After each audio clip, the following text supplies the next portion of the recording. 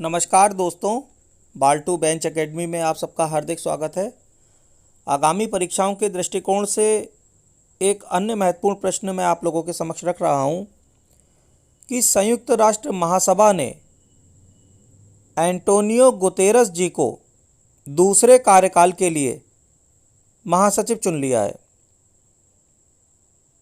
महासचिव के रूप में एंटोनियो गुतेरस जी का दूसरा कार्यकाल 1 जनवरी 2022 से शुरू होगा। भारत की स्थिति पर विचार करें तो भारत ने सुरक्षा परिषद के बाद महासभा में भी गुतेरस के नाम का समर्थन किया, यानी कि भारत ने सुरक्षा परिषद में भी गुतेरस जी के नाम का समर्थन किया और जब महासभा में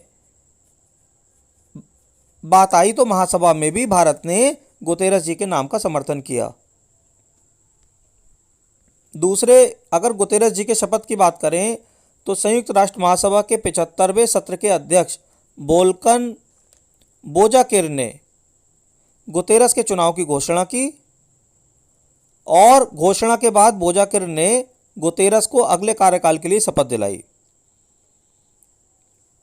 और गुतेरस जी 31 दिसंबर 2026 तक वैश्विक संस्था के महासचिव रहेंगे। अब अगर परीक्षा के दृष्टिकोण से प्रश्नों की बात करें तो सबसे पहला प्रश्न ये बन सकता है कि संयुक्त राष्ट्र के महासचिव वर्तमान में कौन है, तो इसका उत्तर है एंटोनियो गुतेरस। दूसरा प्रश्न ये बन सकता है कि एंटोनियो गुतेरस का यह कौन सा कार्यकाल है, पहला, दूसरा, तीसरा। इसका उत्तर है दूसरा। तीसरा प्रश्न ये बन सकता है कि महासचिव के रूप में एंटोनियो गुतेरस का दूसरा कार्यकाल कब से शुरू होगा, तो ये बहुत आसान है, 1 जनवरी 2022 से। नया साल जब से शुरू होगा तब से गुतेरस का कार्यकाल शुरू होगा। चौथा, भारत ने एंटोनियो गुतेरस का समर्थन किया या विरोध किया।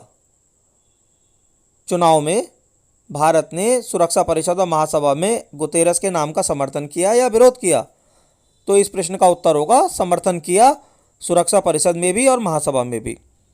और अंतिम प्रश्न अगर ये पूछा जा सकता है कि गुतेरस जी को शपथ किसने दिलाई, तो शपथ दिलाई वोल्कन बोजाकिर। वोल्कन बोजाकिर कौन थे? संयुक्त राष्ट्र महासभा के 75वें सत्र के अध्यक्ष।